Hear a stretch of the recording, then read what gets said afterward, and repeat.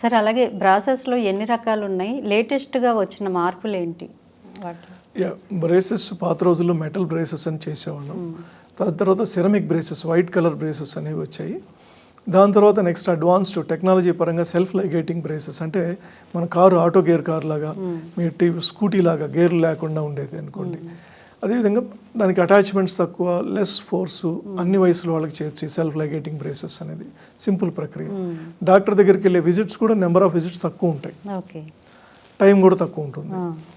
దాంట్లోనే self లైగేటింగ్లోనే most advanced Daemon ఆమ్కో అని American company వాళ్ళు బ్రేసెస్ వచ్చినాయి. ఈ డేమన్ ఆమ్కో బ్రేసెస్లో పళ్ళు తీసే అవకాశం తక్కువ ఉంటుంది.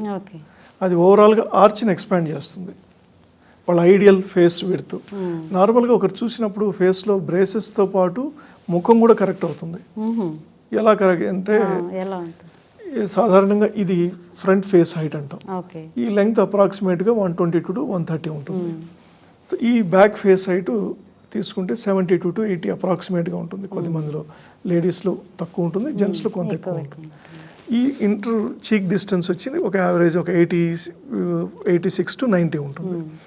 సో చాలామందిలో మనం చూస్తుంటాం ఈ మధ్య ఇట్లుండే జాస్, ఇది అబ్బాయిలకి బాగానే ఉంటుంది కానీ అమ్మాయిలకి ఇలా ఉండే జాస్ బాగుండదు.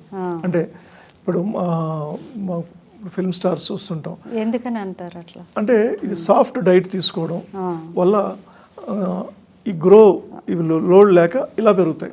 కొద్దిమందిని చూస్తాం వాళ్ళకి చాలా బాగుంటాయి. ఇప్పుడు మనం కొద్దిమంది ఫిల్మ్ స్టార్స్ చూసినప్పుడు, హాలీవుడ్ ఫిల్మ్ స్టార్స్ కానీ బాలీవుడ్ దవడ, రణబీర్ కపూర్, వాళ్ళకి లాంగ్ ఉంటుంది, వాళ్ళకి సెట్ అవుతుంది. అదే అమ్మాయికి వచ్చినప్పుడు ఆ లాంగ్ ఉండేది సెట్ కాదు. సో వాళ్ళకి ఏంటంటే చూసేదానికి ఇది ఎక్కువ అయిపోయి ఇది షార్ట్ అయిపోయి చూసేదానికి డిఫరెంట్గా ఉంటారు. సో ఈ కేసెస్ ఏం చేస్తారంటే ఈ జనరల్గా ఎందుకు వస్తాయంటే ఈ కింద పళ్ళు ఎక్కువ ప్రొజెక్ట్ అయ్యి వెనక పళ్ళు లోపలికి ఉన్న కేసెస్ వస్తాయి. వెనక పళ్ళని కింద పళ్ళని కరెక్ట్గా లెవెల్ చేయడం ద్వారా ఇది తగ్గుతుంది బై 3 millimeters అప్రాక్సిమేట్గా, ఇది పెరుగుతుంది. కొంత ఫేస్లో డిఫరెన్స్ ఉంటుంది, ఎందుకు పట్టుకోలేరు పేషెంట్స్. సో తర్వాత అదేవిధంగా ఇందాక నేను చెప్పాను డేమన్ ఆమ్కో బ్రేసెస్ అని, వాటికి ఐడియల్గా ఆర్చ్ ఎక్స్పాండ్ అవుతుంది, అవడం ద్వారా కరెక్ట్ యూ షేప్ వస్తుంది. దాని ద్వారా ఇది కూడా చీక్స్ ప్రామినెంట్గా కనిపిస్తాయి. ఇప్పుడు తీసి పెట్టుకునే బ్రేసెస్ కూడా అవైలబుల్ ఉన్నాయండి. ఈ తీసి పెట్టుకునే బ్రేసెస్ ఏంటంటే ఎప్పుడు కావాలంటే అప్పుడు తీసుకోవచ్చు, ఎప్పుడు కావాలంటే అప్పుడు పెట్టుకోవచ్చు. సో ఇవి సాధారణంగా కొద్దిమంది ఇప్పుడు ఆఫీస్కి వెళ్ళేవాళ్ళు, తర్వాత ఒక ఏజ్ 40-50 దాటిన వాళ్ళు, ఎస్పెషల్లీ లేడీస్లో పళ్ళు ఎత్తొస్తాయి చిగుర్ల వ్యాధి వల్ల. సో ప్రెగ్నెన్సీలో వచ్చే జింజైవిటిస్ చిగుర్ల వ్యాధి వల్ల కింద సపోర్ట్ వీక్ అయి పళ్ళు ఎత్తొస్తాయి. వాళ్ళు ఈ కింద ఫౌండేషన్ ముందు లేజర్ ట్రీట్మెంట్ ద్వారా కరెక్ట్ చేసుకొని గమ్ ప్రాబ్లమ్ని, చిగుర్ల వ్యాధిని, తర్వాత ఈ బ్రేసెస్ పెట్టుకోవచ్చు. సో ఇది కూడా ఎక్కువ సమయం ఎప్పుడు కావాలంటే అప్పుడు తీసేయచ్చు ఆ బ్రేసెస్. సో ఆ ట్రీట్మెంట్ కూడా 6 months, 9 months, 12 months లోపల అయిపోతుంది. కాబట్టి ఇప్పుడు సపోజ్ పెళ్ళికి ముందు కొద్దిమంది వస్తారు షార్ట్ టైంలో, వాళ్ళకు కూడా ఈ తీసి పెట్టుకునే బ్రేసెస్ అడ్వైజబుల్. ఆఫీస్కి వెళ్ళే పీపుల్కి అడ్వైజబుల్. అయితే అన్ని రకాల సివియర్ కేసెస్ పాసిబుల్ కాదు. ఇది మైల్డ్ కేసెస్, మోడరేట్ కేసెస్, దీనికి కొన్ని కేసెస్ చేయవచ్చు. వీటిలో ఇప్పుడు అమెరికన్ కంపెనీస్ సంబంధించిన బ్రేసెస్ బాగా ఎఫెక్టివ్గా ఉంటున్నాయి. సార్, చాలామంది జ్ఞానదంతంతో సఫర్ అవుతూ ఉంటారు, విపరీతమైన పెయిన్ వస్తూ ఉంటుంది. జ్ఞానదంతం తీయడానికి అనస్థీషియా అవసరం అంటారా? అసలు ఎలా ట్రీట్మెంట్ ఎలా ఉంటుంది దీనికి? అంటే జ్ఞానదంతాలు జనరల్గా ఎక్కువ శాతం మందికి ఎక్కువ కాదు 100% తినేదానికి పనికిరావండి. వీటి మాస్టికేటరీ రోల్ అంటే నవిలే రోల్ వచ్చి 0 నుంచి 2%.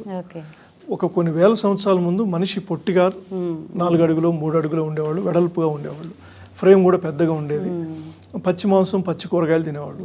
ఆ టైంలో ఈ 32 పళ్ళు వాడేవాళ్ళు. ఇప్పుడు మనిషి హైట్ పెరుగుతూ వచ్చారు, సోఫిస్టికేటెడ్ అయ్యారు, ఇప్పుడు వాడేది కేవలం 28 పళ్ళే. సో అమెరికా లాంటి దేశాల్లో అయితే పళ్ళు రాగానే 21 వచ్చినప్పుడు జ్ఞానదంతాలు రాగానే అడ్మిట్ చేసి 4 తీసేస్తారు.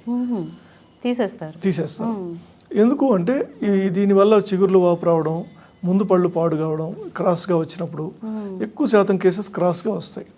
క్రాస్గా వచ్చినప్పుడు ముందు పళ్ళను పాడు చేస్తాయి, రిపీటెడ్ యాంటీబయాటిక్స్ వాడాల్సి ఉంటుంది. సో అలా కాకుండా ముందు వాళ్ళు తీసేసుకునేదానికి తీసేసుకోవడం బెస్ట్ ఆప్షన్ అండి.